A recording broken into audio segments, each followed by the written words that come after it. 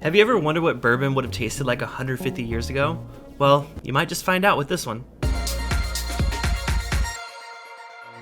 Hey everyone, welcome to Bourbon Bytes. My name is Clifton, and today I'm reviewing the brand new Yellowstone Family Recipe. So this is a brand new release from the Limestone Branch Distillery honoring 150 years of distilling. This of course is from master distiller Stephen Beam, whose family has been distilling for generations. So this is a tribute to that history, and a very cool one at that. Because this whiskey was actually created using a cloned yeast strain from the actual original yeast strain that Minor Case Beam, his great-grandfather, used when he was distilling back all those years ago. I know a lot of times in the bourbon world we hear, oh, my great-grandfather's secret recipe. But in this case, it's actually true. This whiskey also carries the same 6-year age statement that the original whiskey that they had put out did, so that's always good to hear. Now, we don't actually know the mash bill for this, but we do know that it's the same one that they used all those years ago. So let's go ahead and grab a glass and try this new family recipe bourbon. By the way, this comes in at $69.99 retail. It also is limited allocation. They're doing a first batch in April of this year, as well as August and fourth quarter. So if you don't see it this time around, there's a good chance that you'll see it in the near future. This whiskey also comes in at 100 proof, which is a good thing to see. If you are curious about my thoughts on Yellowstone in general, they actually had a recent release of their Yellowstone Select that honored the national parks. I did a whole review over on my podcast, which if you are not yet listening to, you can check out the Bourbon Bytes Podcast wherever you get your podcasts. New episodes every Friday. That was a few weeks ago, so make sure to listen to that to hear my thoughts on Yellowstone, but I'm really excited to try a new release from them. This is the first, as far as I'm aware, the first release of their actual distillate that they've been producing in-house. I'm really excited to try something that they've actually, created and set on for 6 years, which is honorable in itself, because a lot of craft distilleries, as soon as their thing hits the 2-year mark or the 4-year mark, they're going to put it out. But this one, no, they waited the full 6 years before they put it out. So I'm really excited to see what they've done with this whiskey. Let's go and give it a nose. Oh wow, that's so different than I expected. Not sure exactly what I expected, but the first instinct is it's very, grain forward.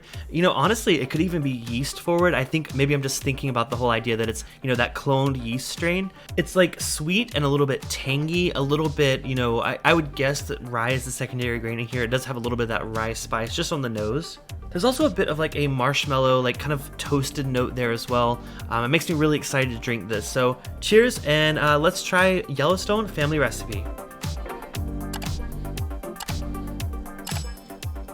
Again, very different from most other things I've ever tried. There's still a bit of that tankiness there. It's almost like it's a very fruity kind of sour fruit kind of note.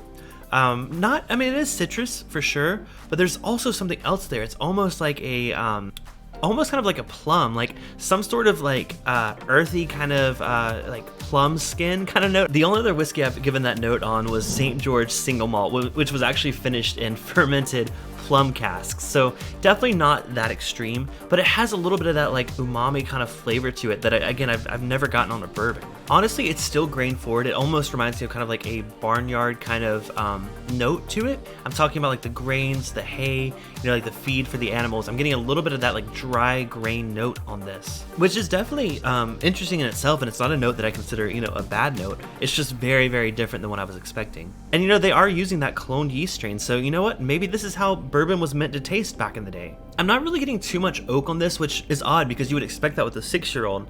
The only thing that I'm getting is a little bit of that kind of toasty element to it. I got a little bit on the nose, but it still shows up on the palate. It kind of is a different way that the oak is expressing itself. It's not necessarily like a 12, 14-year-old bourbon. The way that oak impacts that is a lot more rich and full-bodied. This is kind of like an extra little charred layer, almost like some whiskeys that have been double oaked or even toasted barrels. They don't say anything about that. They just say it's a bourbon whiskey, but it does have some of those characteristics of those toasted bourbons, but not nearly as sweet. It's also a little bit nutty. I'm getting some kind of it's a little bit different than a nut, like a Beam nuttiness or even like a George Dickel nuttiness, but there's definitely some sort of nuttiness there. I just can't quite place it, like a hazelnut or something that's not the traditional nuttiness you would get on a bourbon. But it goes along with that kind of plum kind of interesting tart note on the back end.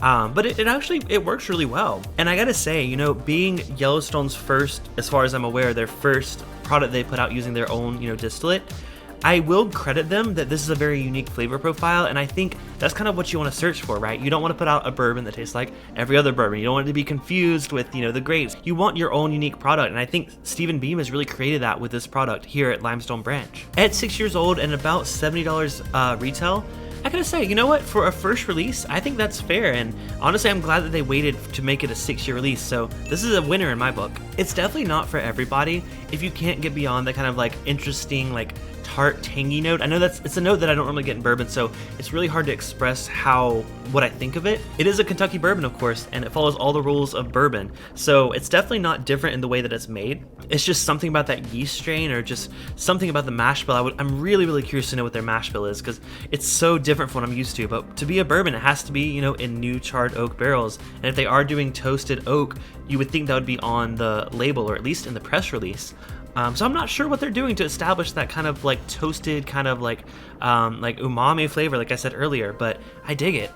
So if you guys do happen to come across this bottle at a bar or something, definitely give it a try. I'm really curious to hear what other people think of this one. And if you have a bottle of it, please leave a comment down below with your thoughts. And while you're down there, make sure to give this video a thumbs up and subscribe if you want to come back for more whiskey reviews. But until next time, this has been Bourbon Bytes Whiskey Reviews with a gaming twist. Cheers, and I'll see you next video.